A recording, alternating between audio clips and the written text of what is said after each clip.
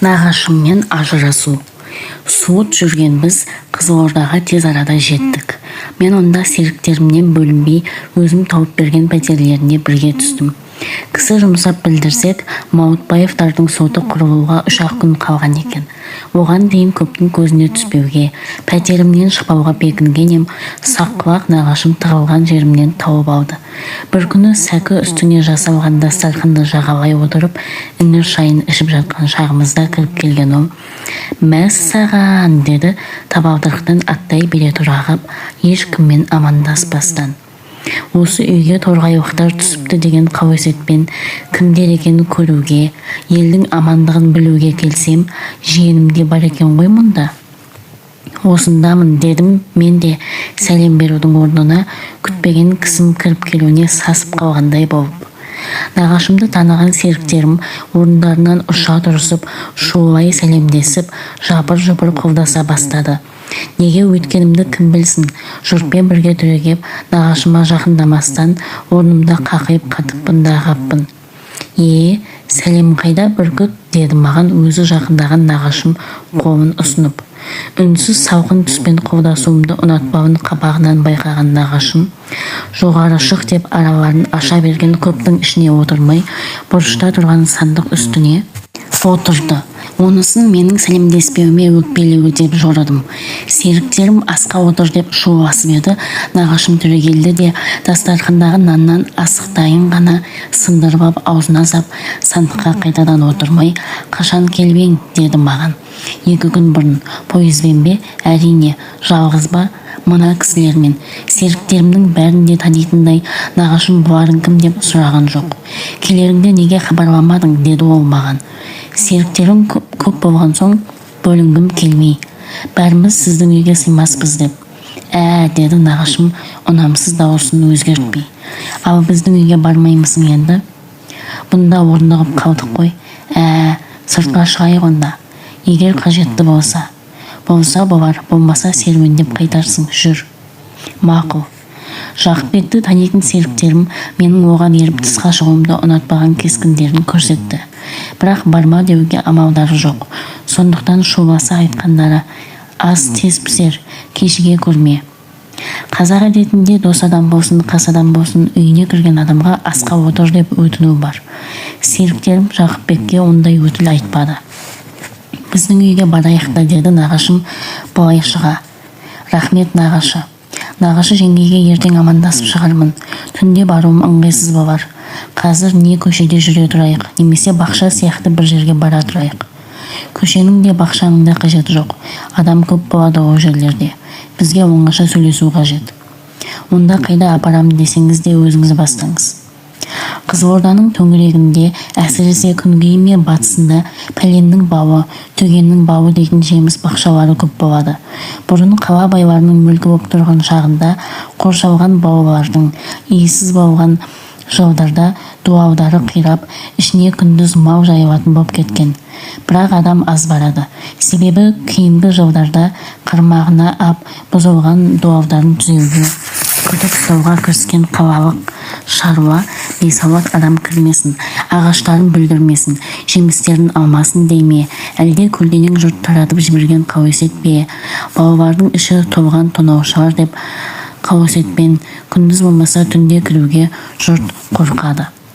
Мен де баяғы коммунада оқыған шағымда бұл балаларға түнде кіруге қорқатынмын. Бір сәтте бірге оқитын әлденеше бала Мамат байдың бауы деген бақшаға кіреміз деп күзетші, ұрыма, тұра қуған адамнан әрең қашып құтылғанбыз. Енді өзіңіз бастаңыз деген нағашымның бет алған жағына қарасам, сол бақша. Мен оған қорқыныш сөздер айтып ем. «Балта руынан шыққан Тұрсынбай батырдың бір әңгімесін естігенің бар ма?» деді нағашым. «Қандай?» «Абылай хан бір жорықтан қайтып келе жатады да, қабырларының үстін қиған ағашпен қоршаған елсіз жердегі қалың зираттың маңына іңірде кеп түнейді. Күн күзгі суық мезгіл болу керек. Тоңған жорықшылар ыстық жасап ішпек болу керек. Ет бар, бақыр да бар, су да бар, жоғы отын. Сонда Тұрсынбай батыр тұрып, зираттың ағаштарын әкеп жағайық десе керек. Абылай оны мақұлдаса керек. Бірақ депті Абылай өзге батырларына, біреудің Тұрсынбайдан бұрын барыңдар, қабірдің ішкі жағына жасырына қойыңдар. Тұрсынбай зират ағашын алып жатқанда дыбыс беріңдер. Оның жайшылықта шайлықпайтын жүрегі сонда шайлығуы мүмкін. Бір батыр зиратқа барып опырылған қабірдің ішіне жата қояды да адам қорқарлық үн шығарады. Сонда Тұрсынбай: "Тәйт әрі, жата бер, өлі сен түгіл, тірі Абылайда аштан өлгелі жатыр" депті. "Сол айтқандай" деді нағашым күрсініп ап. "Ұрыдан қорқатын заман боп тұр ма қазір? Көрінбей келетін ұры түгіл, көз алдымызда бақырайып, алқымымыздан шығып жатқан большевиктерден де қорқып қайда бара жатырмыз? Азар болса Жақыпбекті ұрып өлтіріп кетіпті деген атақ болар. Қорқатын ештеңе жоқ. Сіз қорықпағанмен мен қорқам" дедім мен күліп. "Сізден гөрі жақсырақпын. Менің әлде жасай тұрғым келеді." "Жасап, сенде қанша ұзаққа барармын дейсің?" деді нағашым. Неге жасамаймын деген сұрауыма нағашым жауап бермеді. Аз уақыт тым-тырыс жүргеннен кейін ол екеуміз көрдей қараңғы бақшаның ішіне кірдік. Сол жақта мені қорқып келе жатыр деп дембергісі келді ме, әлде иесіз бақшадан өзі сескене бастады ма? Нағашым мені сол жақ қарымнан қапсыра ұстап қолтықтап алды да, бұрында бұл мезгілде талай кеп кәнігі боп алған адамдай алшаң басқан адыммен ілгері қарай тартты. Әлден уақытта қараңғы бақшаға бойы үйреніп алғандай, немене, мақсатты жеріне жеткендей: "Ал енді отырып кеңесеміз бе, жүріп кеңесеміз бе?" деді нағашым кідіріп. "Ол ерікте өзіңізде. Жүріп сөйлескеніміз мақұл болар. Түн салқын әрі желкем, тоңазып қалармыз. Өзіңіз біліңіз, осы күні кісіге кісі сеніп болмайды" деп бастады нағашым әңгімесін. "Көзіміз үйренген бақшаның ішінде үңірейген көр сияқты аллеяда мені қолтықтай жүріп, жау деген адамын бақылау қоғамдық қандай құрылыстың барлық шағында да болған. Ол бақылау қазір де бар. Совет үкіметінің тың орнын алғаш ВЧК дейтін еді, қазір ГПУ дейді ғой. Ол мекеменің сақтығында қисап жоқ. Маған неге айтып келесіз оны? Айтып келе жатқаным ГПУ байды да кедейді де басқаларды да пайдалана береді. Сонда мені де тыңшы дегіңіз келе ме? Алла сақтасын. Сенбесеңіз айтам деген сөзіңізді айтпаңыз. Неге сенбеймін? Білекке бір шешеден жаралған туған апамның баласы, қанымыз бір. Саған сенбегенде кімге сенем? Ендеше әлгі сөздерді неге айтып келесіз? Сақтықта қорлық жоқ депті ғой, жай сақтықта. Сенсеңіз неге сақтанасыз? Аузыңа ие бол деп жатқанымда, әйтпесе туысқандар бірін-бірі жауына ұстап берсе, дүниенің не болғаны? Сенсеңіз болды дедім, нағашымның көңілін аулай салғым кеп. Мақсатты сөзіңізге көше беріңіз. Түйінді сөзім түсінікті болу үшін алдында кейбір бөгде әңгімелерді сала айтам. Оныма асықпа. Мақұл. Сөзімді Совет өкіметі құрылудың ар жағынан емес, бер жағынан бастайын. Сол мақұл болар. Өзіңе шет жағасы аян, Совет тілінде байшыл, ұлтшылдар деп аталатын біз ашық майданда жеңіліп қалғаннан кейін алғашқы бір жылдарда үмітімізді интервенттерге жүктебек қой. Бірақ бос үміт болды ғой ол. Рас. Одан кейін бір үмітіміз неп еді ғой. Ол үміттің де арты сұйылып келеді ғой қазір. Солай болып келе жатқан сияқты. Енді қандай үміттеріңіз бар? Айтайын, деді нағашым кескініме қарап қойып. Сен саяси сауатыңда ашық баласың. Сондықтан қазіргі саяси терминологияларды да білесің. Бәрін біле бермеспін. Білетіндеріңді ғана айтам. Мәселен, большевиктердің оңшылдық және солшылдық деген терминдері саған таныс. Солай ма? Түсінем. Соңғы бір жылдарда біздің қазақ оңшылдарына үміт жүктететімізді өзіңе айтқам. Есіңде, қазір бұл үмітіміздің де арты сиыр құйымшақтанып бара жатқан сияқты. Неге? Бұған дейін қазақ байлары салықтың ғана қысымын көріп келген еді ғой. Енді тағы бір қатты қысымға түсетін бопты. Қандай? Егіндік және шабындық жерді бөлу деген декрет даярлана бастаған көрінеді. Ол декрет бойынша Қазақстандағы егіндік және шабындық жерлер байлар мен кедейлерге бірдей бөлініп берілетін сияқты. Оңшылдар осы декреттің жоспарына қарсы шығамын деп алды қуылып, арты таяқ жеп отыр. Онда өлмесе жаны шықсын. Неге, деді нағашым шошып кеткендей. Неменесіне қарсы шығады оның? Жері крестьяндікі деген декретті Совет өкіметі шығарғалы қашан? Бұл декреттен отырықшы елдер пайдаланғалы қашан? Ол отырықшы елдер, қазақ көшпелі. Қазақта да жердің шұрайын бектер мен байлары пайдаланып келеді. Солардың бірі менің әкем. Әкемді атауым құлағына жат естілгендей, не дедің, деді нағашым. Мен сөзімді қайталап айттым.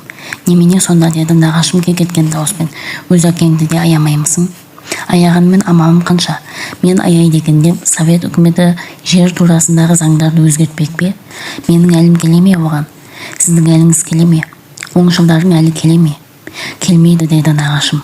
Бірақ балта көтергенше ағаш жау табады дегендей, уақытша болса да айла әдіс қолдана тұруға бола ма? Нені көздеп? Айтайын деді нағашым толқыған үнмен. Саған айтпағанда кімге айтам? Толқымаңыз, аузымнан шығарады деп ойламаңыз. Неге ойлайын? Ендеше айта беріңіз. Онда былайырақ барайық деді нағашым. Мені қолтығымнан жетектеуге айналып сыбырлаған дауыспен. Қайда? Алаңғылау тұсқа. Неге? Бара айтам. Жетектеген мені нағашым бақша ішіндегі алаңғы тұсқа алып шықты да әр жерге шоқита үйген тезек тәрізді томпайған бірдемелерге қарай сүйреді. Ойбай, бармайым мынау жаққа дедім мен тартынып. Неге? Анау томпайғандар есек мия, түйе қарын аталатын қорайлар, арасы толған жылан шаян болады олардың. Қорқам. Онда отырайық деді нағашым жан-жағына қарап ап. Бұндай жерде қарақұрт пен бүйі көп болады. Бәрінен қорыққанда қайда барамыз? Бәсе деймін-ау дедім мен күліп. Осы алаңға неге келдік? Әлгі ағаш арасында сөйлесе бермей. Жау жоқ деме, жар астында, бөрі жоқ деме. Бөрік астында деген емес пе шырағым? Ағаш арасында кімдер жүрген қайдан білеміз? Тыңдағысы келген кісіге қолайлы жер емес пе ол? Көңіліңізге ауыр алсаңыз да айтайын нағашы, сіз де өз аяғыңыздың дүсірінен өзіңіз үркетін қоян жүрек қорқақтың бірі болып қалған екенсіз. Заман соны тілесе деп келе жатқан нағашымның сөзін бөлдім де, заман дедім кекетінді дауыспен. Не қылған заман ол, қараңғы түнде иесіз бақшаның ішінде ұрланып жүрген. Кімге керегі бар ондай бұқпа заманның? Советтік заманды солай түсінсеңіз қателесесіз нағашы. Оның жауларымен ашық күреседі. Жасырын күресі де сіздің түсінігіңізден әлдеқайда терең, әлдеқайда шебер болуға тиісті. Иесіз қараңғы бақшаның ішін түнде тіміскілеп жүретін жынды ма ол? Меніңше өзгені былай қойғанда бұл уақытта бұндай жерде жындылар түгіл аш ит те жүрмейді. Шиен деген дауысы қаттырақ шығып кетті. Намысына тигендей болған нағашымның оскорблять етпей олай. Оскорблять етуім емес, шыны солай. Осы маңда бізден басқа уаллахи ешкім жоқ нағашы. Сөзіңізді айта беріңіз. Отырмауыма көзі жеткен нағашым мені алаңқы жерде қолтықтай ақырын аяңдай жүріп сөйлене бастады. Тіршілік дегеннің үміт барда ғана мағынасы бар ғой шырағым. Үміттен айырылғаннан кейін тіршіліктің қызығы жоқ қой. Әрине. Қазір Россияның өз ішінде большевиктерді құлатар күш жоғы рас. Ендігі үміт шетелде ғана. Мәселен, Америка. Оның байлығы мен күш қуатына дүние жүзінде пар келер бірде мемлекет жоқ. Ана жылғы интервенцияға олда қатынасқан жоқ па еді нағашы? Мықты болса сонда неге төңкеріп тастамады Советті? Жағдай басқа еді онда. Мәселен, ұзақ тарих қой ол. Сонда да мен түйінін ғана айтайын. Мақұл дедім мен нағашымның сұрауыма жауап таба алмауына көзім жете тұрып. Америка Совет одағын әлі күнге дейін танымай отырғанын білесің ғой. Білем. Японияда солай ғой. Рас. Жай танымаулары емес қой бұл. Неменені күткені сонда? Өткен жиһандар соғысында қанға малтыққан Европаның есін жинауын күтіп отыр. Орта Европада, яғни Балтық елдерінен бастап Германияны ішіне қоса революция жылдары Совет орнап қала жаздағанын білемісің? Естігенім бар. Советті құлатқанмен тап тартысы дегеннің шырмауына түскен сол елдер революция өртін бертінде ғана сөндіріп болып, берік құрылысын енді ғана жасауға кірісе бастаған жоқ па? Қандай құрылысын айтасыз? Мәселен, фашизм. Европадағы ең жаңа және ең күшті идеология қазір сол. Ол менің әлі түсінбеген нәрсем. Түсінбесең түсін, ендігі үміт сонда ғана. Америка мен Японияда деп едіңіз ғой әлгінде. Екеуінде де, яғни империализмде және фашизмде де. Түптеп келгенде екеуі бір ағаштың ғана бұтағы. Нағашы дедім мен. Әу, сіз мені тым алысқа жетектеп кеттіңіз. Дүние жүзілік саясаттың маған керегі аз. Сіз маған тоғытерін ғана айтсаңыз қайтеді. Ұзын сөздің қысқасы, фашизмде, империализмде күн санап күшеюде. Совет одағы олардың темір құрсауының ішінде отыр. Осы құрсау тарыла кеп бір жақта сығып өлтіруінде дау жоқ. Аты бар ма сол жақтың, яғни күні жылы бар ма? Кесіп айту қиын, бірақ тым алыста болмауға тиісті. Сонда да мөлшермен. Көп болса 20 жыл, әйтпесе одан да бері. Оған дейін Советте күшейіп алса қайтеді. Қалай күшейеді ол? Несімен? Қазір барлық мәселені техника шешеді. Совет техника жағынан Америка түгіл Европалық мемлекеттердің көбінің артында.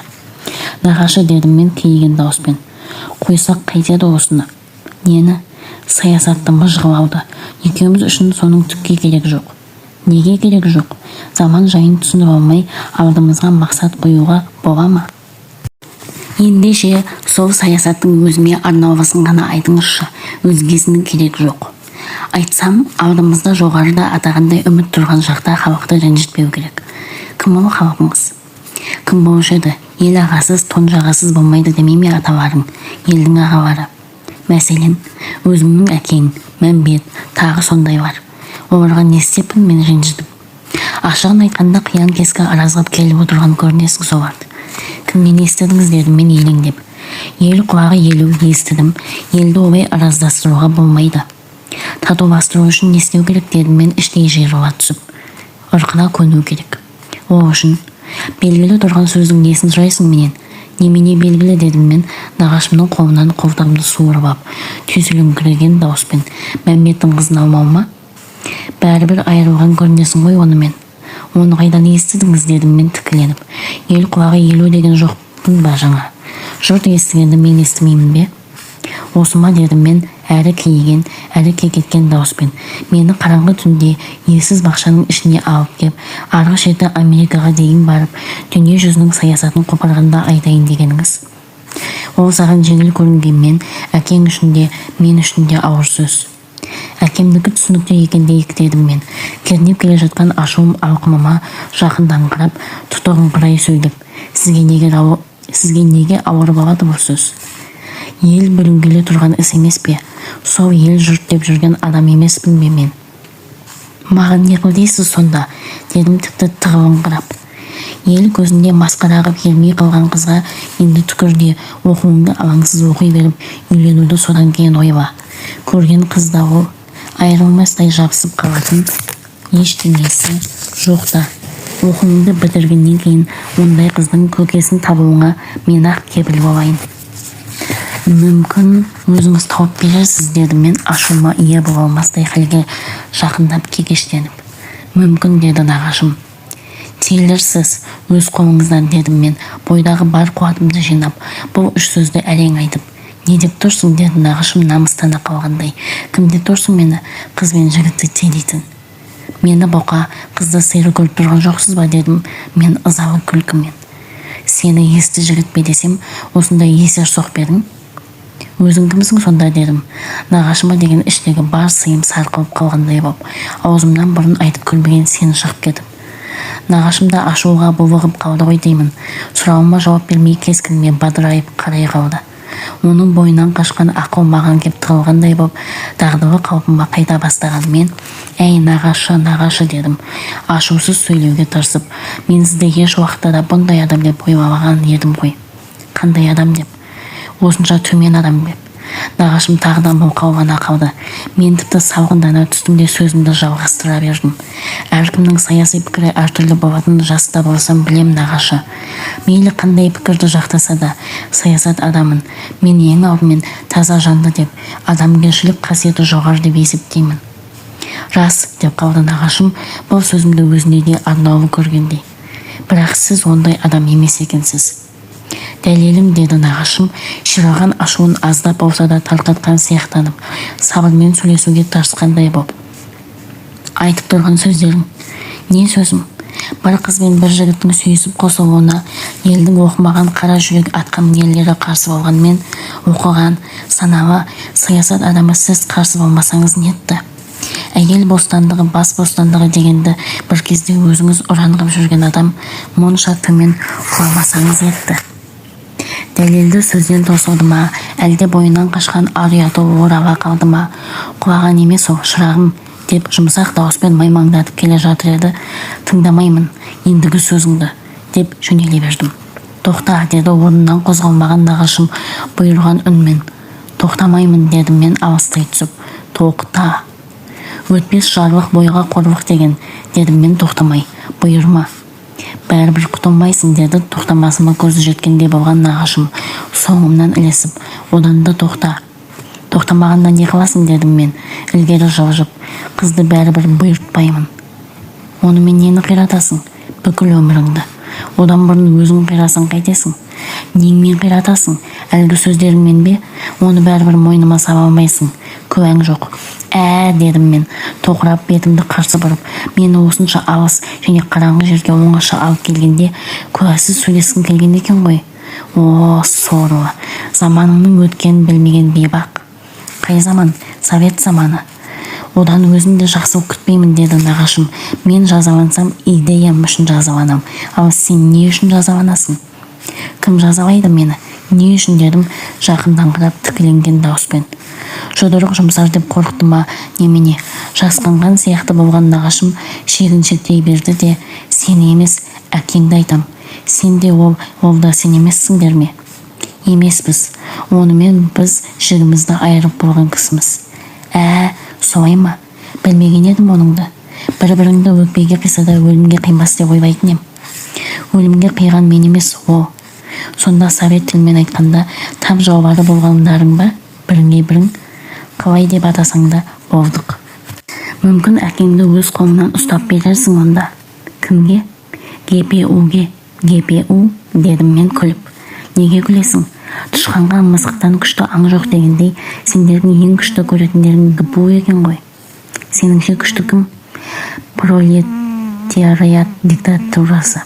ГПУ оның қолындағы көп құралдардың бірі ғана. Коммунист партиясына неге кірмей жүрсің бұл сөзіңмен?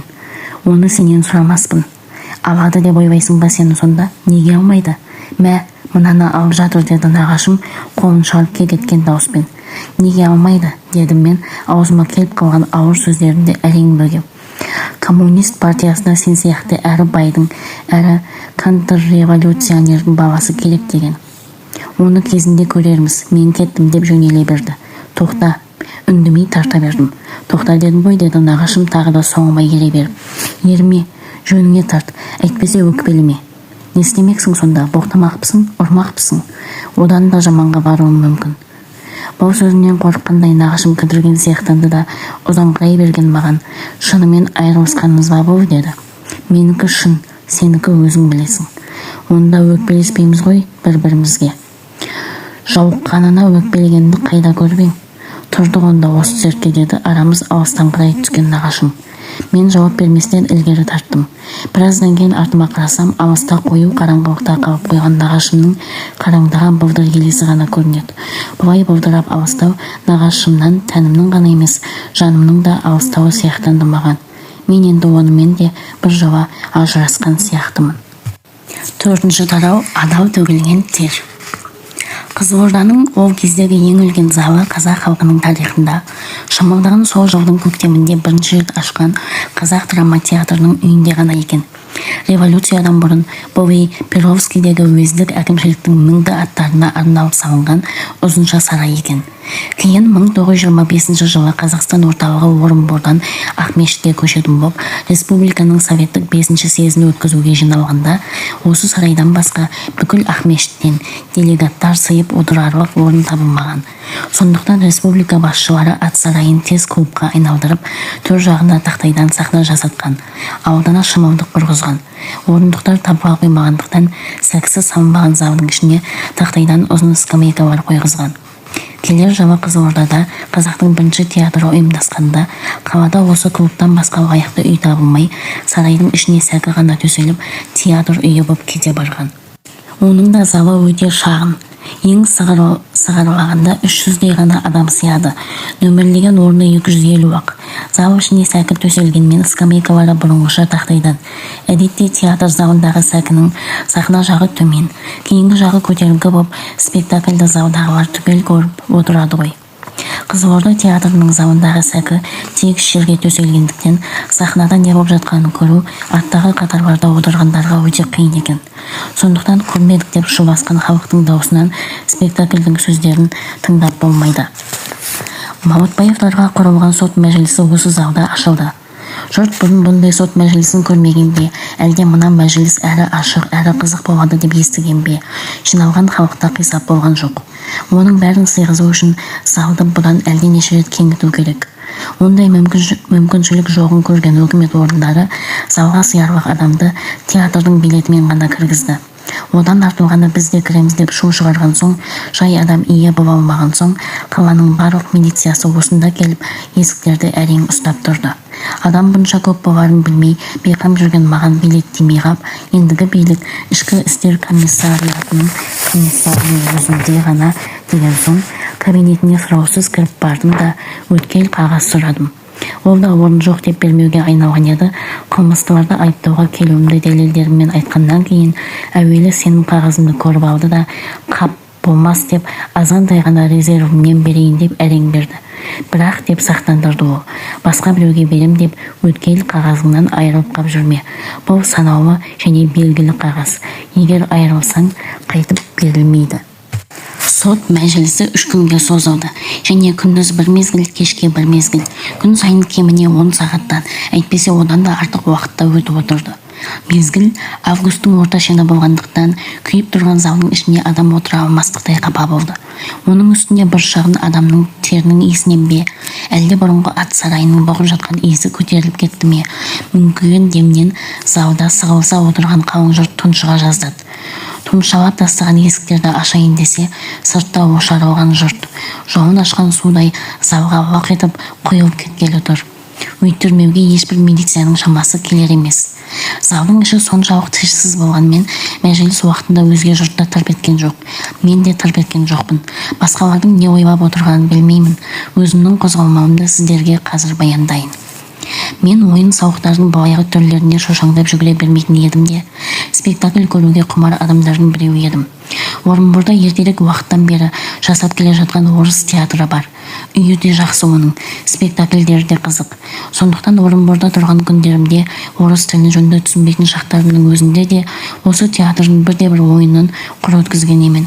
Кейін орыс тілін тәуір түсіне бастаған шағымда бұрын көрген спектакльдеріне әлденеше рет қайталап баратын едім. Кейбір спектакльдің геройларына ерекше сүйіп, сондай адам болуды алдыма мақсат қылып қойғаным да бар. Мәселен, Гамлет. Маутбаев сотының маған қызғылықтылығы сол спектакльдердің қайсысынан болса да кем көрінген жоқ. Оның да басы кейбір спектакльдердей солғын, оқиғасы шабан басталды. Сот председателі әуелі айыптау қорытындысы дегенді оқып береді екен.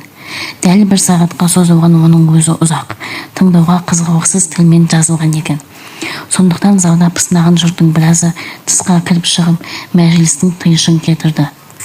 Мен қалай айыпталуын біліп алайын деген оймен денемнен терім сорғалап, жүрегім қатты қағып отырса да шыдадым. Мәселенің қызығы сот мәжілісінің сұрау-жауапқа көшуінен басталды.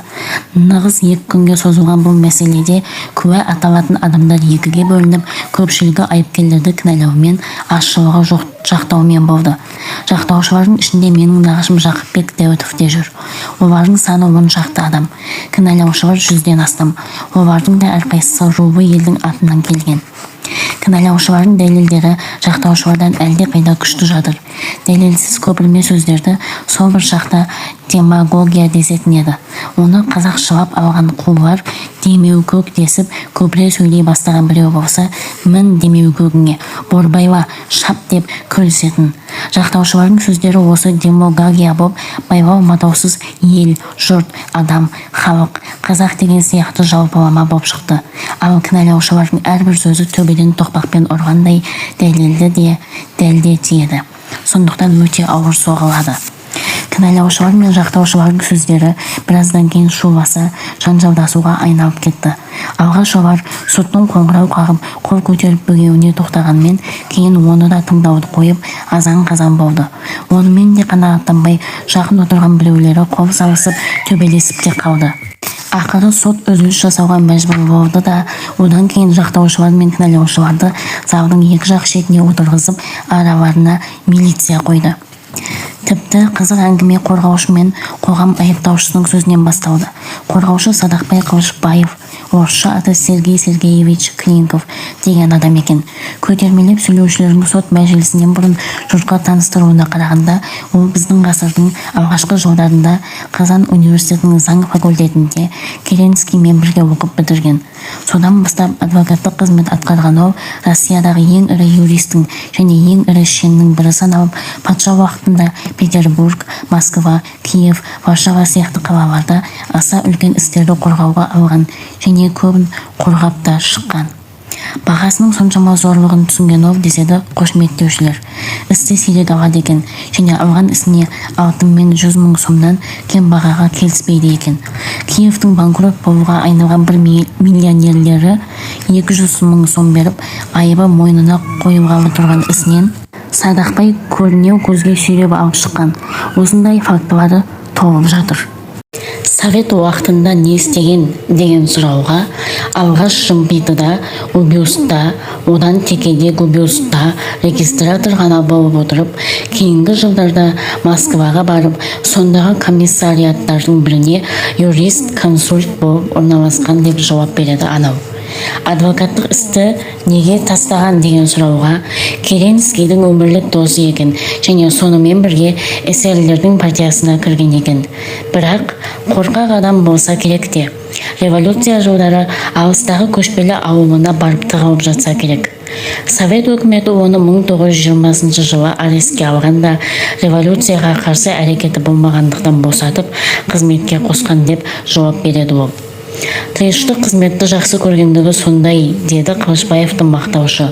1924 жылы Москвада эсер Савинковқа сот болғанда, айыпталушы Советтің жоғарғы сотынан мені қорғауға Сергей Сергеевич Клинковты беріңіздер деп өтінген. Сот ол өтінішін қабылдағанда адвокаттық тәжірибеден қол үзіп тотығып қалдым деп садақпай ризаласпаған. Артынан достарына ризаласар едім, егер іс оңға басады деген дәмен болса. Саяси мәселеге шешендік жүрмейді. Қанша қорғағанымен ол атылатын адам, сондықтан арам тер боп не ақым бар депті. Ендеше Маутбаевтың ісін қорғауды қалай алған деген сұрауыма, біріншіден деп жауап береді мақтаушы, бұл саяси іс емес, қылмысты іс. Екіншіден, Жақыпбек Дәуітов осы мәселеге байланысты Москваға әдейі барып, Садақбай Қылышбаевқа өтініш айтқан. Оған көнбеген соң Әлихан Бөкейхановты жұмсап, әрең көндірген. Қылышбаевтың мақтаушы Маутбаевтың тілегіндегі адам сияқты, сондықтан ақталуына жұрт арасында сенім туғызғысы келгендей. Бұлай да ақталатын іс дейді жұртқа. Садақбай Қылышбаев қорғауға алынғаннан кейін тіпті де ақталды дей бер. Түріне қарағанда Қылышбаев сұсты кісі екен.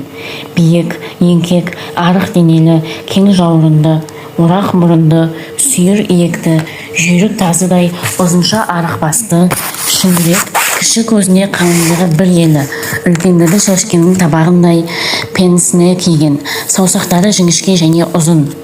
Сидам денесін одан да сидам көрсеткісі келгендей қамзол шалбарын тарғып киген, адымдарын итіне жылдам аттайтын, аз және ыңғырана сөйлейтін, су қараңғы кісідей көздерін алдыңғы жағынан алмайтын, адамға жоғыспайтын кісі екен. Осынша көтермелеген Қылышбаевтың қасында қоғам айыптаушысы болып тағайындалды деген Қорғанбеков танымайтын адамның көзіне де, көңіліне де қораш сияқты. Талдырмаш, орта ғана бойы бар, қалмақ кескінді, қара мұрт бол жігіт өте жобалғы киінеді екен. Және кім көрінгенмен құшақтасып сөйлесе кететін ойыншыл, күлегеш адам екен.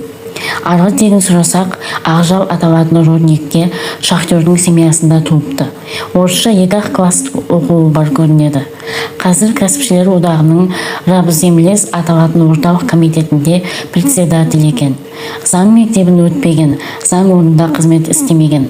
Сонысына қарап Маутбаевқа өшігіп жүрген біреулер, жаным-ау, бұндай адамды қоғам айыптаушысы ғып тағайындап жүрген кім?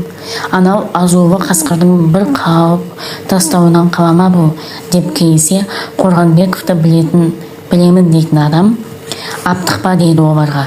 Шын жүректе сын болмайды дегенді есіне сақта.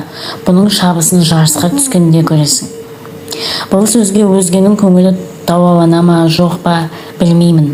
Өз көңілім толмай-ақ қойды. Анау адымы кең ұзын сирақ неме шыға тартып, қарасын көрсетпей кетсе не қылсын деп қауіптенем. Бірақ оны өзгерттіретін күшім жоқ. Сондықтан іштей жеңіп шығуын тілеймін де, Қылышбаевтың да, оның да сөйлейтін сағатына асыға күтем. Ол сағатта туды. Совет председателі қорғаушы Қылышбаевқа сөз беріледі дегенде, залда отырғандардың кескініне көз тастасам, қылмыстылардың да, оларды жақтаушылардың да жүздері жайдыңдап, көздері күлім қағады. Ал кінәлаушылар жағы келе жатқан дауылдан қорқып, үйлерін бастыруға кіріскен адамдардай томсара қалысқан. Енді не болар екен? Қос үрей боп күткенімізбен Қылышбаев тарапынан қиратып кетерлік дауыл соға қойған жоқ. Менің маңайымда отырған кейбіреулер Қылышбаев сөйлеп тұрған уақытта пақ шіркін, сүмірейтті, айтты, бұдан артық не десін, білгіш екен-ау, сабас, осынша заң талдырмаш бойына қалай сыйған деген сияқты сүйсінулерді ара-тұра екпіндете айтып қалғанмен, оның сөзіне қалың көпшілік те мен де қызыға сүйсіне қойған жоқпыз. Көпшіліктің не ойлағанын кейін үзіліске шыққанда ғана білдім. Олардың Қылышбаевқа берген бағасы менің іштей беріп отырған бағаммен бірдей шықты. Менің бағам біріншіден білгіштігін көрсеткісі келгендей, ең алдымен Рим правасы дейме, орта ғасырдың правасы дейме, Франция революцияларының кезіндегі правалар дейме, әйтеуір көбін өзім оқымақ түгіл естімеген де бір праваларды шолып, сағаттан артық уақыт кетірді. Онысына залдағы көпшілік түгіл сот мүшелерінің өздері де жалығып, қаралып жатқан іске байланысты сөйлеңіз дегенде ескертті.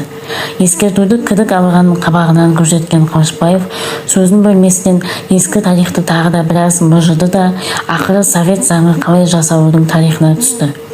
Тыңдауға қызықтау болғанмен, онысы да қаралып жатқан іске байланысқан жоқ. Ол тақырыптарда сағаттан артық сөйлеген Қылышбаев соттың да қайта-қайта ескертуінен кейін әрі мынау маужыңды қашанғы тыңдаймыз, қойғызу керек, іске байланысты сөзді ғана айттыру керек деп, залдағы халықтың шулап кетуінен кейін шаужайынан сіресе тартып әрең бұрған алып қашпа аттай зорға дегенде Маутбаев мәселесіне оралды. Басып тұрған топырағы советтік болғандықтан, қата адымдасам құлармын деп қорқуынан ба, әлде айқын қылмысты ақтарлық дәлелі болмаудан ба, онда да дәлелге сүйенген бардымды ештеңе айтылған жоқ. Ыңғырси айтқан сөзін қаншама әдемілеп созбақтағанмен, құлақта қаларлығы өзі үшін емес, елі үшін, ашыққандар үшін қылмысқа тартылып отыр. Ал қылмыстың жағдайы жазалауды емес, ақтауды тілейді деу ғана. 3 сағат 42 минут 15 секундке созылған бұл сөз әдейі есептеп отырмын. Менің түсінігімде қылмыстыларды қорғау емес, Қылышбаевтың заң тарихына білгіштігін көрсету ғана болды. Сонымен түскі мәжіліс тарады. Тараған жұртпен бірге келе жатқан мені, маңымдағы адамды сереңкіреген шақта әлдекім иығымнан түртіп қалды. Жалт берсем нағашым. Әнеугүні жанжалдасып қалған ол, сот мәжілісі ашылудан бастап үздіксіз қатынаса жүре, менімен жолғаса жүре амандаспайтын да, қарамайтын да, тілде қатпайтын, қарсы кеп қалса не көрмеген болып өтіп кетіп, не бұрылып кететін. Сөйтіп жүрген нағашымның енді иығымнан түртуі таңғаларлық іс сияқтанды да, үндемей қараған қалпыммен сөзді өзінен күттім.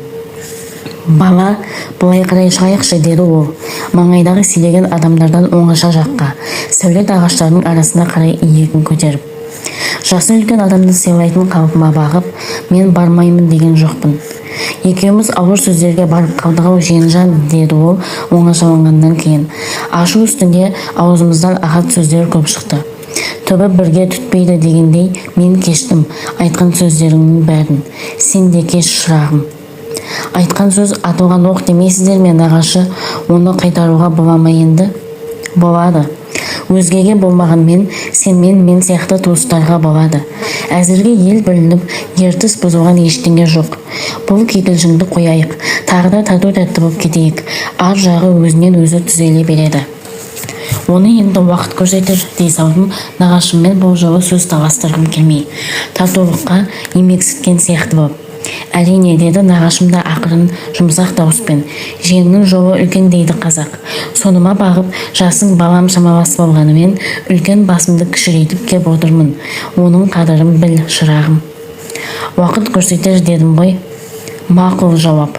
Әнеугінің ойда жоқта қызба-қызбаға түсіп кетіп, саған мақсатты бір сөзімді айта алмай қаппын. Біздің үйге түспеуіңнен қорқып ем. Артынан естісем, елдегі Еркін Ержановтың өтірік жылмаңдауына алданып, ыңғайсыз бір іске ұрынғалы келген түрің бар. Қандай іске? Торғай оқтары боп, басқалары боп, Маутбаев тобын сотта айыптап жатыр ғой. Бірақ солары босқа терлеу. Неге? Ол топты, әсіресе Маутбаевты төменнен емес, жоғарыдан да жақтаушылар көп. Ендеше сот неге құрғызады оларға? Осы мәселе төңірегінде болып келген өсек аяңның ініне су құю үшін, халық алдында ақтап алу үшін. Оның несін айтып келесіз маған? Айтып келе жатқаным, Торғай оқтардың азғыруымен осы жұмыста сен де Маутбаевқа қарсы деп естимін, және жай ғана қарсы емес, сот мәжілісінде сөйлеуге даярланып жүр екен деп естимін. Кімнен естідіңіз? Оның саған қажеті жоқ, шырағым. Даярлануыңа дәлел болатын фактілерді қажет десең айтып берейін. Әрине қажет. Нағашым айта бастады. Мен оған алғашқы сөзінен-ақ қайран қала бастадым. Молдалардың айтуынша, әр адамның екі иығында екі періште көрінбей отырады да, не істегенінің бәрін жаза береді.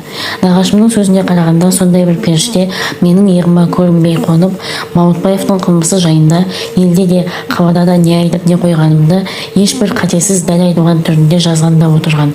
Бұлардың бәріне қайран қалған менен нағашым рас па деп сұрағанда рас дедім, бұлтара алмасымды көріп. Ендеше Маутбаевты да, тобын да сот алдында айыптаймын деген пікірден қайт. Айыптағаныңмен сотталмайды олар. Өнбейтін дауды өспейтін ұл қуады депті аталарың. Жеңілетін дауға басыңды сұқпа, жұрт алдында жаманатты болма. Бұл өзге ешкімге де емес, туған жиенім болғандығымнан өзіңе ғана жаным ашып айтқан сөзім. Көрерміз, дедім мен толқынқырап. Көрме, таста бұны, әкел қолыңды осыған. Ол маған қолын ұсынды. Мен ұсынбадым. Жана ашқан сөзді ұқпадың ба, жиенім, деді ол кейіп. Көрерміз, дедім, ой нағашы, дедім мен. Әлі де нағашыммен ерегіскім келмей. Ойланайын, көрейін. Қатты ойлан, жиен. Бұдан жығылсаң өте қатты жығыласың. Ойланайын. Өз ішімде осынша айқын қылмыстан қалай құтылады деп бір ойладым да, нағашымның жоғарыдан да жақтаушылар бар деуінен секем алып, істің ақырын күтуге бекіндім. 2 сағаттан кейін сот мәжілісі тағы да басталды. Жұрт жиналардан бұрын мен сот председателіне жолығып сөйлеуге әзірленгенімді барлық дәлелдерімен қысқаша айтып едім. Соттың атына арызыңды беріп қой, деді ол. Әуелі қоғамдық айыптаушыны тыңдап ал, мүмкін одан соң сөйлегінде келмес. Мен сот атына қысқаша арыз жазып бердім. Қорғанбековке сөз беріледі дегенде менің денем қалтырап кетті. Санама әжем сіңірген діншілдік әлі де түгел тарқап болмағанмен, қалтыраған денеме әрең ие боп, қатты дауыспен «Ә, Құдай, жәрдем бере гөр» деп қаппын. Ол даусымды естіген қасымдағылардың біреуі ойын сөзіме, шыныма тыйыш отыр деп түртіп қалды мені. Білмеймісің, Совет өкіметінің дінге қалай қарауын, жағыңды айырып тіліңді суырып алып жүрмесін. Трибунаға шыққан Қорғанбековке мен алғашқы минуттерде риза болған жоқпын. Менің ұғымымда бұл орын өте байсалдылықты тілейтін орын. Қорғанбеков өйтудің орнына қылжақбастығы ұстап кеткендей көзілдіргін сыпырды да көздері күлімдеп, кескініне төнген жұртқа жымия жағалай қарап қойды. О несі деген кейісті ой келді маған. Салмақты сөзім болмас, жеңіл сөзімді кешірерсіңдер дегені ме? Бірер секундтен кейін сахнада ойнаған артистке ұқсап, кескініндегі күлкіні тез жинай қойды да көзілдірігін қайта киіп сөйлеуге кірісті.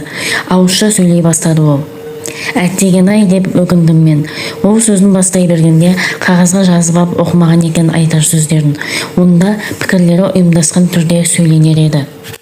Құрметті соттың председателі, құрметті сот мүшелері, құрметті қорғаушылар, кінәлаушылар, залда отырған құрметті азаматтар және азаматшалар деп бастады ол сөздерін. Бұлары байсалды естілді. Одан әрі тағыдан мұртынан жымиып алып, заң жұмысын білуде бізге қорғаушы азамат Қылышбаев Садақбаймен теңдесу қайда деп жалғастырды сөзін. Ол тауда, біз төмпешік, ол дарияда, біз шұқанақ. Тастаңыз ондай сөзді деп айқайлап қаппын, жыным ұстап кетіп. Мақсатты сөзіңізді қылжақсыз айтыңыз. Әлім алдында аузыңды тый дейді қазақ, деді Қорғанбеков. Менің айқайымды естімегендей, естісе мән бермегендей. Дария қасына құдық қазба дейді. Тақырыбыңа деп қалды залдан әлдекім. Заң сабағын оқып көрмеген өзіміз, деді Қорғанбеков, оның да айқайын естімегендей, естісе де мән бермегендей. Азамат Қылышбаевтың заңдардың тарихы туралы оқыған 3 сағаттық лекциясын тыңдап, заңға қараңғы көзімізді біраз ашып, сәуле көріп қалдық. Ол еңбегі үшін өз басым көп рахмет айтамын. Мақсатты сөзіңе, деді тағы да әлдекім. Қорғанбеков оған да қың етпестен қаужақты сөзін жалғастыра берді. Азамат Қылышбаев аспанда, бұлттың ар жағында шарықтап жүрген кісі. Сондықтан ол алыстағы аспанның буалдыр хикаяларын ғана сөйлеп кетті. Ал біз фақырың жерде ғана жүрген кісіміз. Сондықтан жерде көрген білгендеріміздің төңірегінде ғана сөйлейміз. Содан кейін тақырыбына кіріскен ол, әуелі жылжи жорғалап, аздан кейін жылдамдата бастап, артынан ағаза жөнелген пойыздай зымырады да кетті. Енді ғана айызым қана бастаған мен кескініне үңіліп қаттым да қалдым.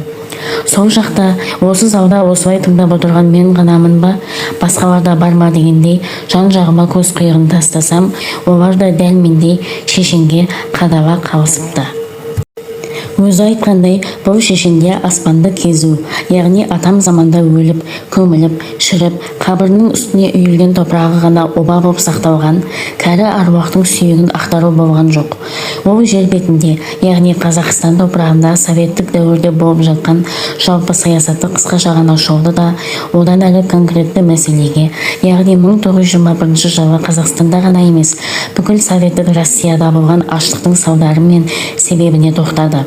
Содан кейін Россияның бар жерінде аштарға жәрдем комитеті құрылғанын, қазақ ауылының байлары осы комитетті тап тартысының құралы есебінде пайдаланғанын толып жатқан дәлелдермен баяндап кетті.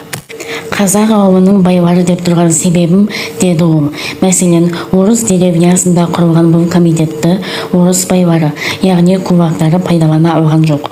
Оған бір себеп, таптық сана жағынан орыс деревняларының кедейлері мен батырақтары, қазақтың кедейлері мен батырақтарынан әлде қайда биік тұруы болса, екінші себеп, орыс деревняларының жергілікті советін пролетариат революциясын жасауды белсене бастаған бұрынғы майданшылар мен крестьяндар басқарып отырды. Ал егер сол кездегі қазақ ауылына келсек, ең алдымен ауылдағы кедей батырақтардың басым көпшілігінің таптық санасы ол уақытта қалың ұйқыда еді. Екіншіден, ауылдағы советтердің көпшілігін байлар, я солардың құйыршықтары басқарып отырған еді. Тырнақшаның ішіне ала сөйлейтін ол басшылар, деді Қорғанбеков. Құрғанқыраған тамағын қасында тұрған стақанның суымен жібітіп ап, аштарға жәрдем комитетін тап тартысының құралы есебінде пайдаланды дейтін себебім, біріншіден, жәрдем жұмысымен ел аралаған олар аштықтың өзін өткен екі соғыста шаруаның бөліну салдарынан емес, совет үкіметінің саясатының салдарынан деген үгіт таратты. Оны сот мәжілісіне куәлікке келген адамдардың сөзбен естіп отырсыздар.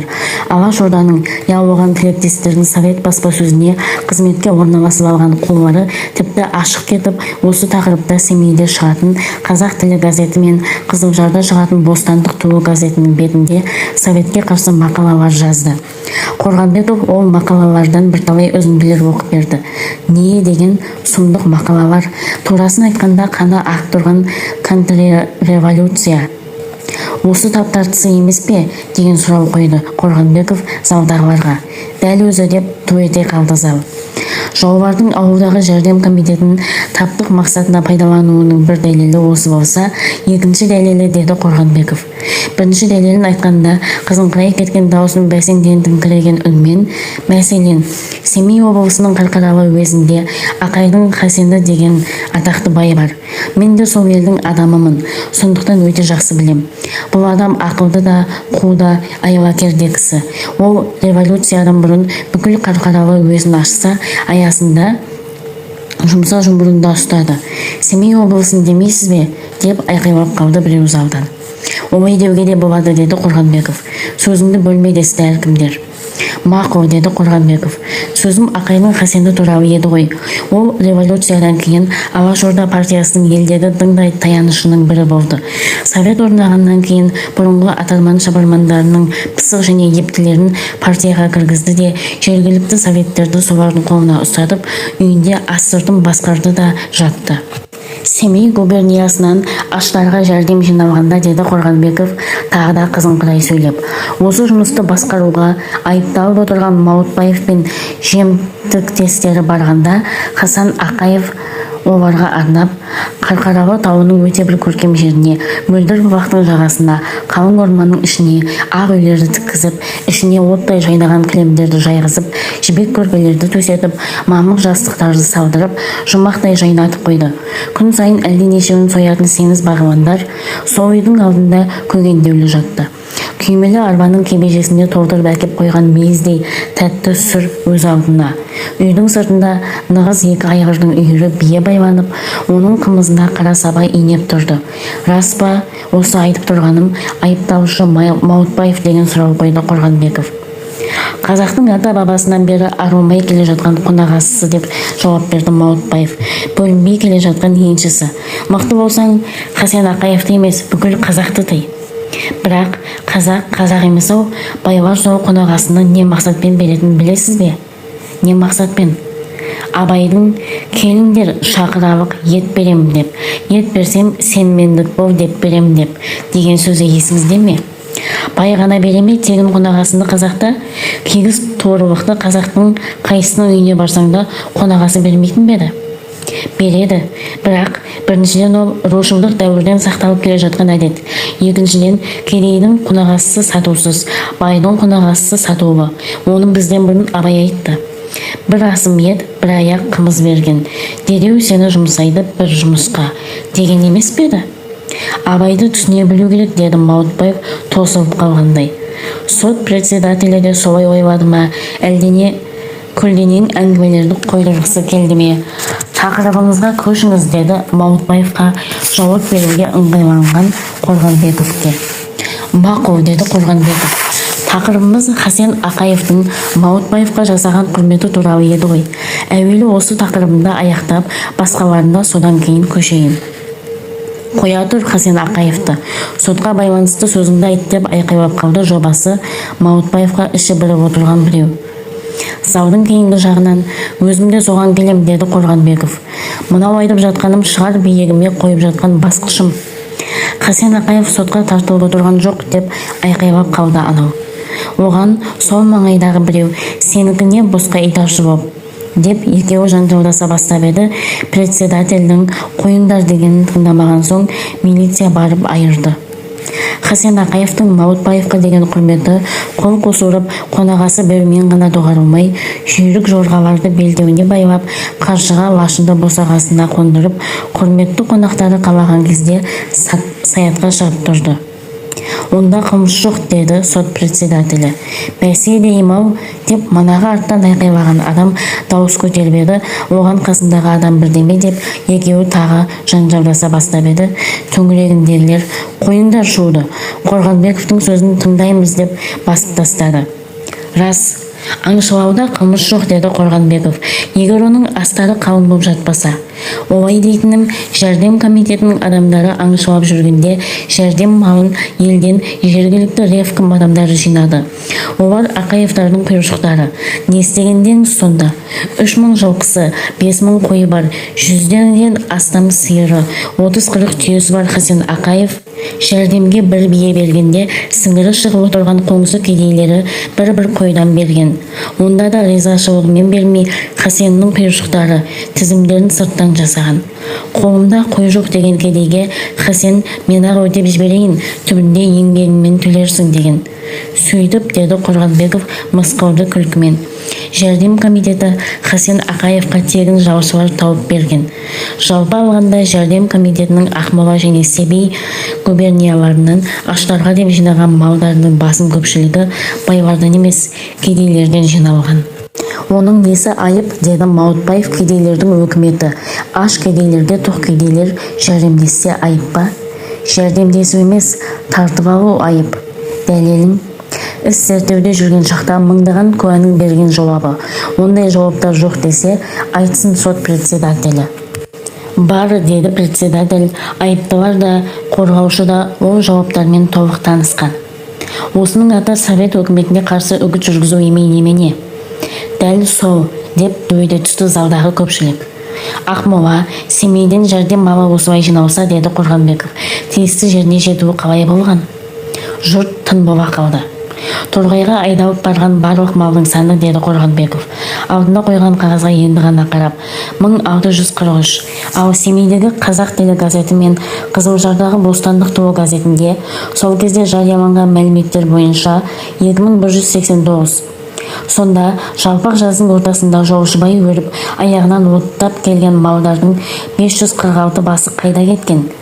Егер жалықпасаңыздар, қай түліктен қанша мал шығып, жолда қаншасы жойылған мәліметін де оқып беруге болады. Тыңдаймыз, деп ду ете қалды жұрт. Тыңдасаңыздар, түйе 21 бас екен. Олар Торғайға түгелімен келген. Сиыр 371 екен. Оның 364 жеткен. Бұл да жаман цифр емес. Жаманы жылқы мен қойда, әсіресе қойда. Тыңдаушылар қобалжи бастады да дыбыс шығармады. Қолыны тайы аралас, деді Бек қағазына қарап. Жылқы тұяғы 556 екен. Содан Торғайға келгені 442, келмегені 114. Сонша жылқы қайда жойылған деген сұрауға асықпаңыз, деді Қорғанбеков. Әуелі қойдың жайын айтып алайын, жауабыңызды сонан соң берейін. Қойдың саны 1241 екен. Содан Торғайға келгені 816, яғни жолшыбай 425 бас қой жоғалған. Мынау сұмдық қой, деп дөйде түсті залдағылар. Жала, деп айқайлап қалды Маутбаев. Бәрінде де документ бар, деді Қорғанбеков. Сонымен, деді ол шуласқан жұртты председатель әрең тоқтатқаннан кейін.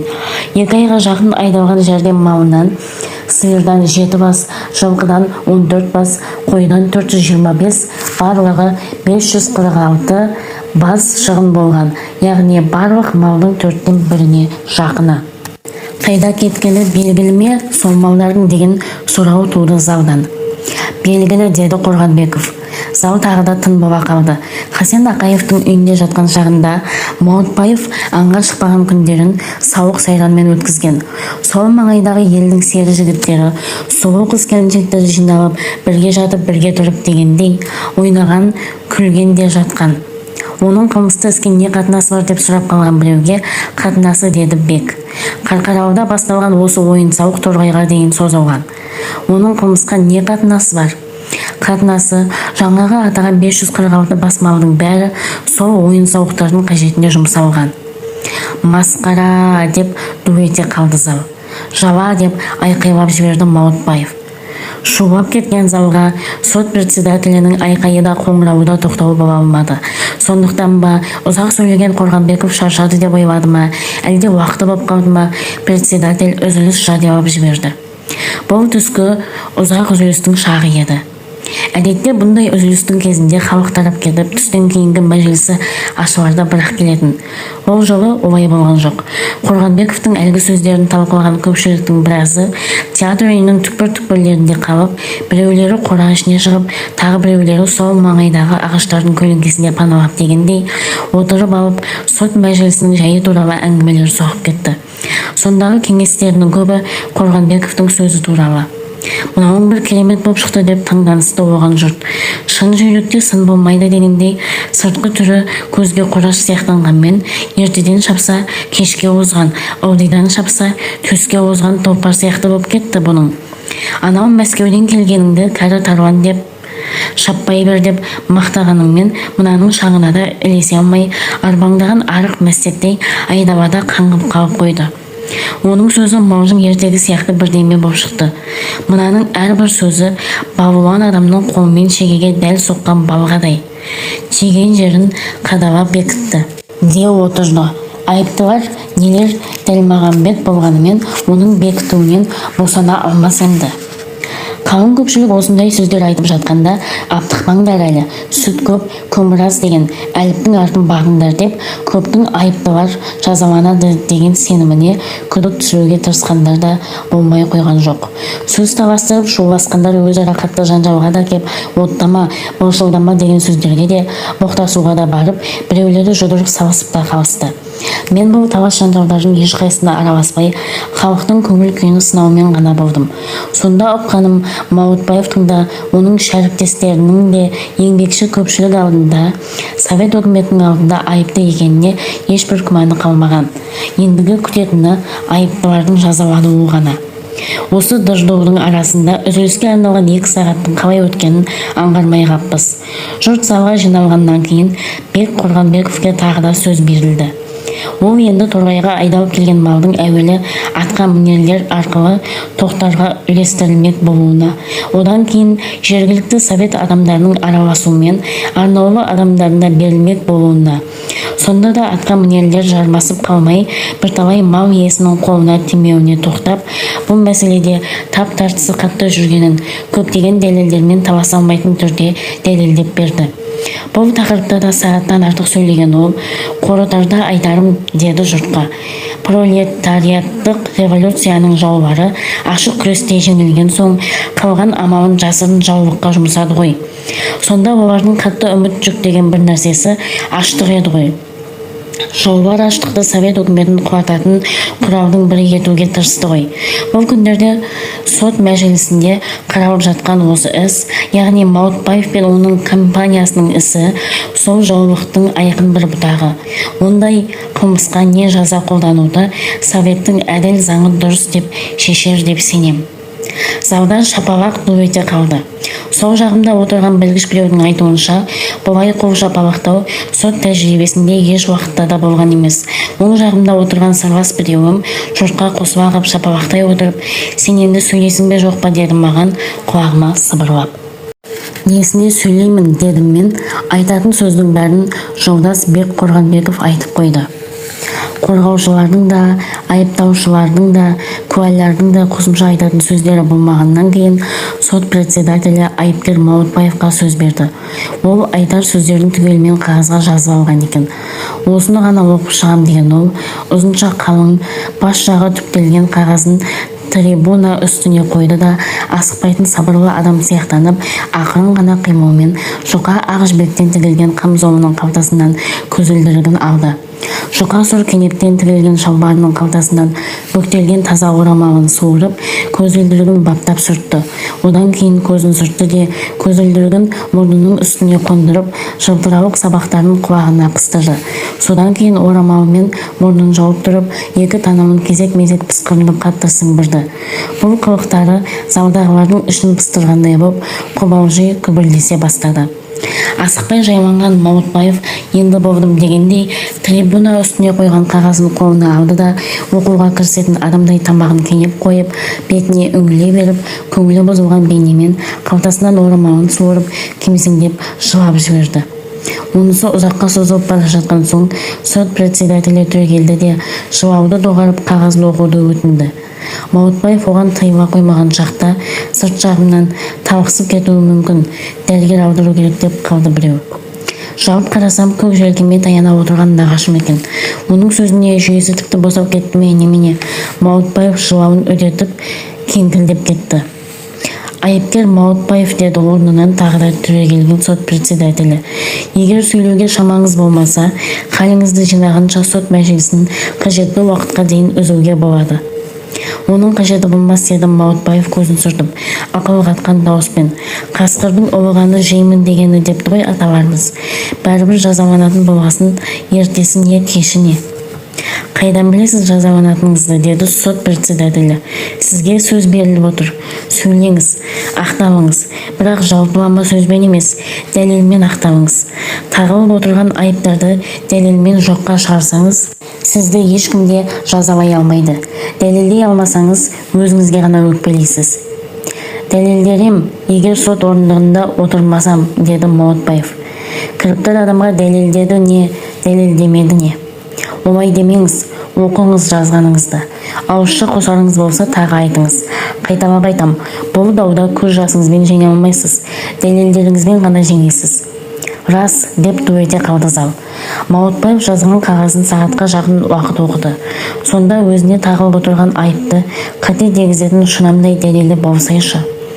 Дәлелдің орнына сөздерін ол тыңдаушылардың көңілінде өзіне аяушылық туғызуға құрған. Сонда айтары ел қамын, халық қамын ойлаған бейкүнә біреу. Зал оның сөзіне екі түрлі көңіл білдірді. Ұнатпағандары құрғақ сөз болып кетті. Дәлел керек, әйтпесе доғарту керек деп шулауға айналды. Ұнатқандары сөйлесін деп шуласты. Сот председателі қоңырау қағып шуды тоқтатты да, айыпкерді бөгемеулеріңізді өтінем. Оның өзіне берілген мүмкіндікті толық пайдалануға хақысы бар. Тек советке қарсы үгіт айтуға хақысы жоқ. Одан басқа не десе де еркі деді. Манадан бері бейкүнәмсіп, момақансып айтып тұрғанның бәрі советтік құрылысқа қарсы сөздер, десті әркімдер. Біреулері дұрыс айтады, енді сөз бермеу керек деп шуласты. Оларды тағы да қоңырау қағып тоқтатқан председатель: сөзіңізді аяқтаңыз деді Маутбаевқа.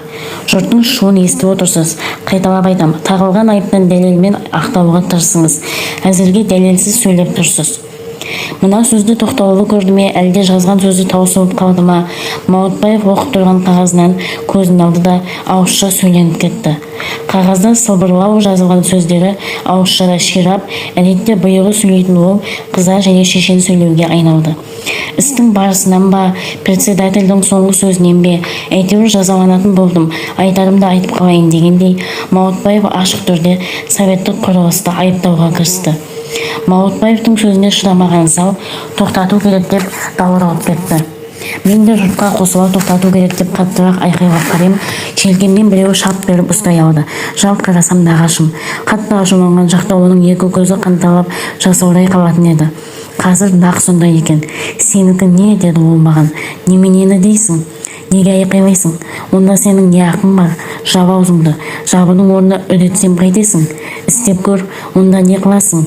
Көрерсің не қылғанымды. Ерегеспе, жыным ұстап кетті де, ұшып түрегеп, жұдырығын түйген оң қолымды жоғары көтеріп, бар даусыммен тоқтат деп айқай салдым. Бұлайда күшті даусым тіпті қатты шықты ғой деймін. Шулаған жұрт жым болып маған қарай қалысты. Маған сөз беріңіз, дедім председательге. Бұнысы кім еді деген күңкілдер шалынды құлағыма. Айыптаушымын, дедім мен. Атым Бүркіт, фамилиям Жәутіков, торғайлықпын. Осы жұмысты басынан аяғына дейін жақсы білетін адаммын. Беру керек, бермеу керек деген дауыстар сапырылысып кетті.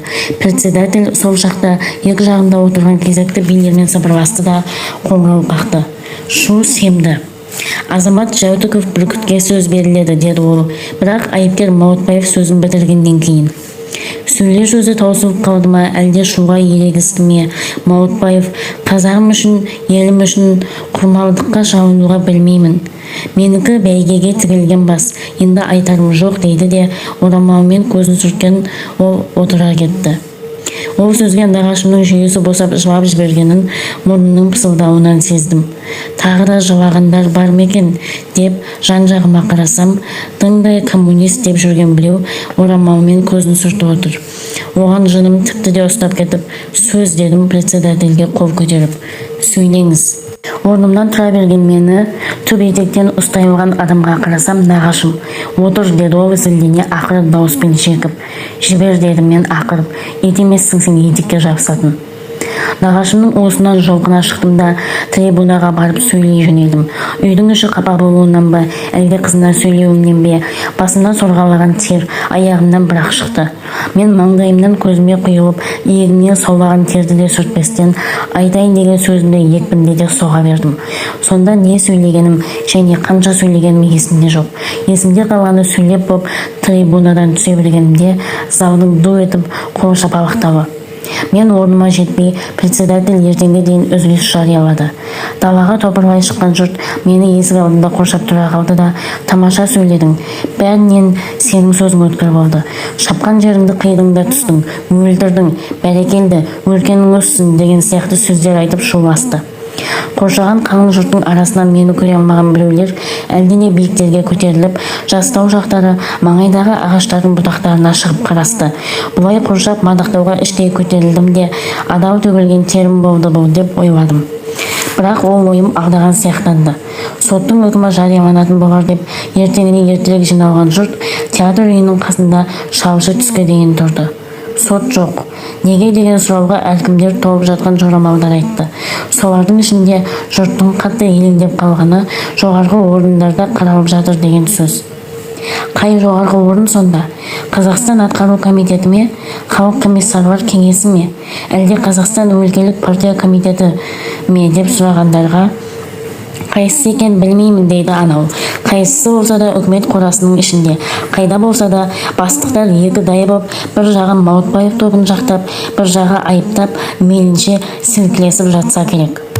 Осы сілкілесу 3 күнге созылды. Сол күндердің бәрінде де халық ертемен театр үйінің қасында қаптай келеді де, мезгіл түске тармасқанша даурыға сөйлесіп тұрып, содан кейін тарқасады. Жиналған шақтарында жоғарыда не сөздер болып жатқаны әңгімеленеді. Оның бәрін тізе берсе үлкен бір кітап, сондықтан түйінді жерін ғана айтайын. 3-ші күні ертемен тағы да жиналып тұрмыз. Жұрт тағы да даурыға кеңесіп тұр.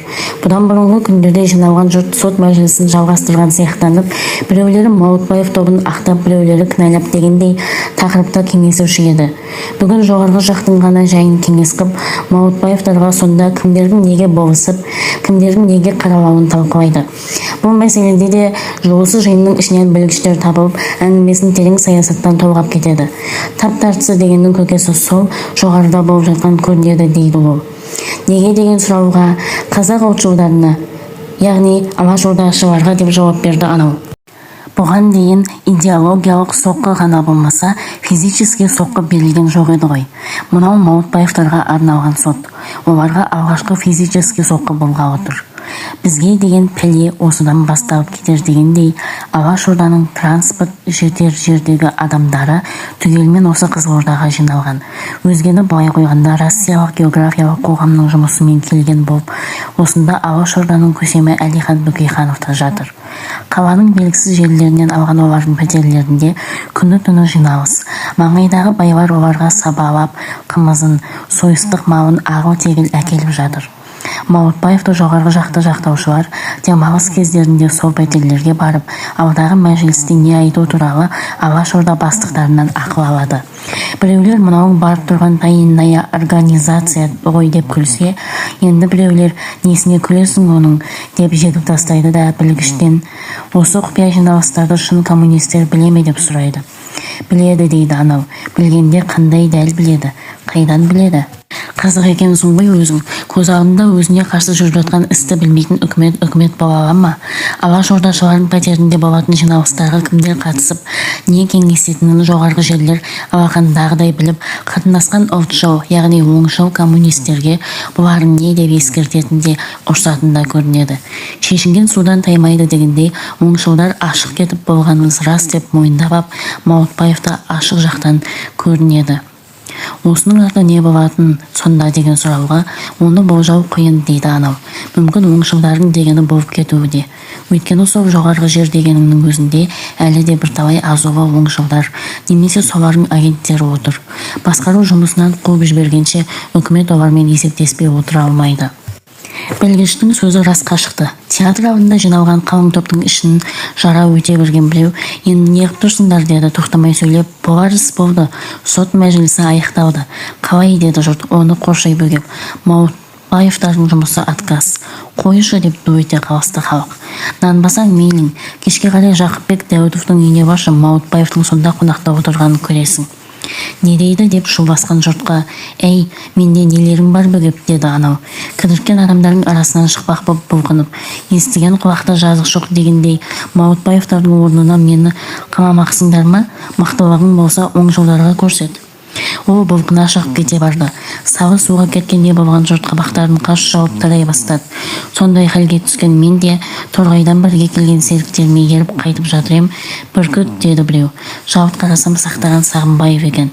Күннің ыстығынан ба, ызадан ба тер құйылған бетім бартия ісіп, күп-күрең боп кетіпті. Көзі өлеусірей қапты. Әу дедім мен оған. Мына халіне жаным ашығандай дауыспен. Ең алдымен өзіңе қатты ризамын шырағым деді ол. Совет тәрбиесінде өскендігіңді осы жолы мейлінше ақтадың. Енді ғана айтайын расымды. Сотта айтқан сөзіңе дейін сені қанаушы топқа, оның көсемі Алашордаға осынша ашық және адал түрде қарсы шығады деп ойлаған жоқ ем. Біз де десті өңгелері. Содан кейін сендім деді сақтаған. Партия қатарында әзірге болмағаныңмен, сен шын мағынасындағы коммунист екенсің. Рахмет айналайын. Көп жаса, бақытты бол. Біздің де тілегіміз осы десті өзгелері де. Рахмет аға дедім мен. Қуанышым осы болса, деді Сақтаған. Ренішім сен де, мен де Маутбаевқа қарсы шыққан адамдардың бәрі арам тер болдық. Неге, аға? Олай демегенде не дейін, шырағым, деді Сақтаған, қабағын қатты шытып. Арам істі жақтауға келсек, өз обалымыз өзімізге. Адал істі жақтауға келдік қой, және жақтап шығардық па? Әсіресе сен осының бәрін көре тұра, Маутбаевтардың қылмысты екенін біле тұра, жоғарғы жақтың бұл істеп отырғаны не? Манағы бір білгіш айтпады ме не екенін? Айтты, бірақ жай сөз ол. Революцияға қарсылардан Алашорданың әкесіндейлерді жойып жібергенде бұларды әлдейлейтін ештеңе жоқ. Меніңше де солай сияқты, дедім мен. Бірақ мен өз терімді де, менімен бұл мәселеде пікірлестердің терін де арам тер, адал тер деп санаймын. Қалайша, мәселе тап жауының көзінше жойып жіберуде ғана емес, соның жау екенін еңбекші көпшілікке танытуда. Содан кейін жаулардың көзі де өзі де жойылмай қоймайды. Меніңше Маутбаев сотында бұл мәселе тамаша айқындалды. Солай деп қалды Сақтаған. Бірақ ендеше бұл жолда төгілген теріміз арам емес, адал, дедім мен, Сақтағанның сөзін бөліп. Ол да дұрыс екен, деді Сақтаған.